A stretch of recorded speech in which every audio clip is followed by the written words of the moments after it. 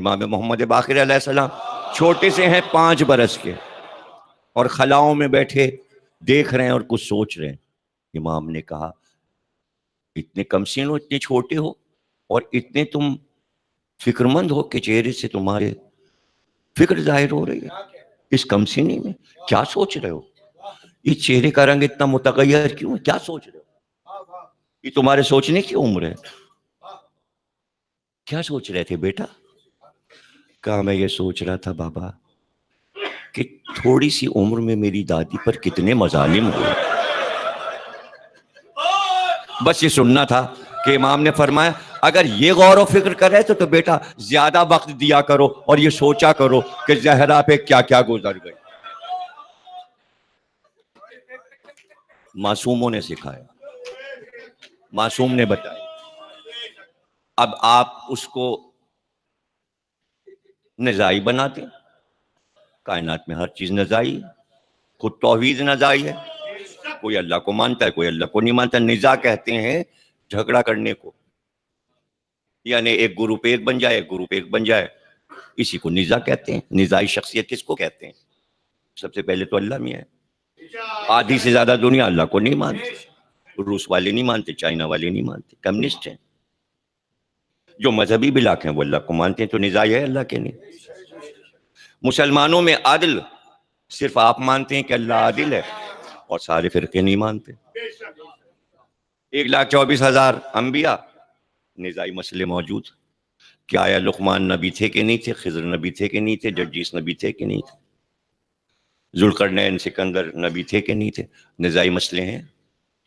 امامت میں نزاعی مسئلے ہیں، کچھ چھٹے پہ رک گئے، اسماعیلی ہو گئے، کچھ بوری ہو گئے، کچھ 8 پہ رک گئے۔ محمد حنفیہ کے دور میں کربلا کے بعد 3 امام پہ رک گئے، تو امامت بھی نزاعی ہو گئی۔ قیامت تو ہے ہی نزاعی، کچھ کہتے مہدی ہیں، کچھ کہتے پیدا ہوں گے، کچھ کہتے پیدا ہو گئے۔ کوئی ایسی بھی شخصیت دنیا میں ہے جو نزاعی نہیں ہے؟ اللہ سے لے کر علی تک، محمد تک، اور آپ تک، اور ہم تک۔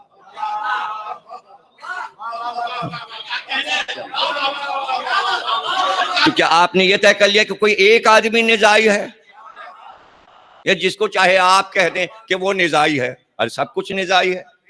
تو آپ نے بی بی سیدہ کی شہادت کی تاریخ بھی نزاعی کر دی۔ لیکن ہم آپ کو سمجھا دیتے ہیں کہ بتا دیتے ہیں، یہ جب سے ہم نے یہ فرش ازاں بچھایا تب سے ہم بتا رہے ہیں کہ ہم 3 معصوموں کے کہنے سے اس تاریخ کو رکھے ہوئے ہیں۔ امام محمد باقر علیہ السلام، امام جعفر صادق علیہ السلام، امام محمد تقی علیہ السلام، 3 معصوموں نے کہا کہ آپ کی شہادت 3 جمادی الثانی کو ہوئی۔ 3 گواہ ہیں معصوم۔ رہ گیا وہ تاریخیں جو پچھلا مہینہ گزر گیا جمادی الاول کا، اس کی 12، 13 جو کچھ لوگوں نے منائی یا مناتے ہیں، ہمیں اس پہ کوئی اعتراض نہیں۔ ہم نے کبھی اس پہ اعتراض نہیں کیا کہ مجلسیں نہ کرو، اس لیے کہ بعد رسول 10 دن کے اندر سیدہ پہ مظالم شروع ہو گئے، تو اس میں پورا ربیع الاول، پورا ربیع الثانی، پورا جمادی الاول، 3 مہینے مظالم کے آ رہے۔ کسی دن تحریر پھاڑی گئی، کسی دن خطبہ ہوا، اور کسی دن گھر پہ حملہ ہوا۔ تو کوئی نہ کوئی تاریخ کہیں نہ کہیں تو ہے نا غم کی۔ اس لیے ایران عراق میں اچھا ہے کہ ایام فاطمیہ طویل منائے جاتے ہیں، محرم کی طرح۔ اور بہت سے علماء نے کہا ہے کہ آپ محرم کی طرح کئی ہفتے غم فاطمہ منائیں، لیکن ظاہر ہے کہ اتنی فرصت تو زمانے کو نہیں ہے نا۔ تو جمادی الثانی کا چاند دیکھ کر 3 دن کی ازاں، جیسے علی کی 19، 20، 21 ہوتی ہے، ویسی فاطمہ کی بھی 1، 2، 3۔ اور دلیل میں دے دیا کرتا ہوں، سامنے کی دلیل ہے کہ بی بی نے اپنی وصیت میں کہا کہ تاریک شب میں میرا جنازہ اٹھائیے گا۔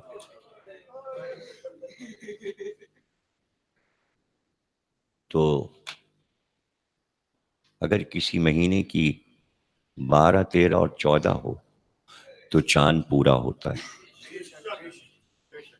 اور عرب میں صحرا میں چاند زیادہ چاندنی پھیلاتا ہے، اس لیے کہ عمارتیں نیچی تھیں اس زمانے میں، بڑی بلڈنگیں نہیں تھیں، اس لیے چاندنی پھیل جاتی تھی. تو روشنی اتنی ہو جاتی تھی مکے مدینے میں کہ جیسے آج آپ دن کی روشنی دیکھیں، اس طرح 14ویں کی روشنی ہوتی تھی. تو بی بی کا یہ کہنا، اس کے معنی یہ کہ تاریک راتوں کو پسند کیا. پہلی، دوسری اور تیسری کو چاند رات میں آسمان پہ نہیں ہوتا، شام کو ہی غائب ہو جاتا ہے. باریک سا چاند ہوتا ہے پہلی، دوسری، تیسری کا، اور وہ غائب ہو جاتا ہے. مطلب اتنا اندھیرا تھا جو زہرا نے چاہا تھا کہ تابوت پر کسی کی نظر نہ پڑے. اور تابوت تو پہلی بار اٹھ رہا تھا مدینے میں، تابوت پہلی بار اٹھ رہا تھا. یہ پہلا تابوت ہے تاریخ اسلام میں جو زہرا کا اٹھا. لکڑی کے تختے پر جنازے کو رکھ کر اٹھایا کرتے تھے. تو اسما بنت امیس سے بی بی نے اپنی وفات سے کچھ دنوں پہلے یہ بات دوپہر کو کہی کہ اسما، عرب کا عجیب طریقہ ہے، کھلے جنازے کو لکڑی کے تختے پہ رکھ کے اٹھاتے ہیں اور اوپر سے چادر ڈال دیتے ہیں. اسما نے کہا بی بی، میں نے حبشہ میں ایک طریقہ دیکھا ہے، وہاں جنازہ دوسری طریقے سے اٹھاتے ہیں. کہا وہاں کیا طریقہ ہے؟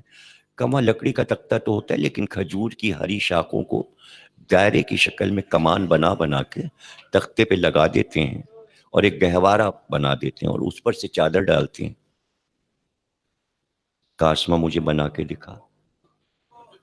اسما نے کھجور کی ہری شاخیں منگوائی، لکڑی کے تختے پر کمان کی طرح موڑ موڑ کے لگائیں، اس کے بعد اوپر چادر ڈالی اور خود اسما اندر لیٹی اور کہا بی بی یہ بتائیے کہ اب باہر سے میرا جسم تو نہیں نظر آ رہا؟ بی بی نے کہا ہاں اسما، تو نے وہ کام کیا ہے کہ اللہ رہتی دنیا تک جب تک تو زندہ رہے اللہ تیرے پردے کو قائم رکھے.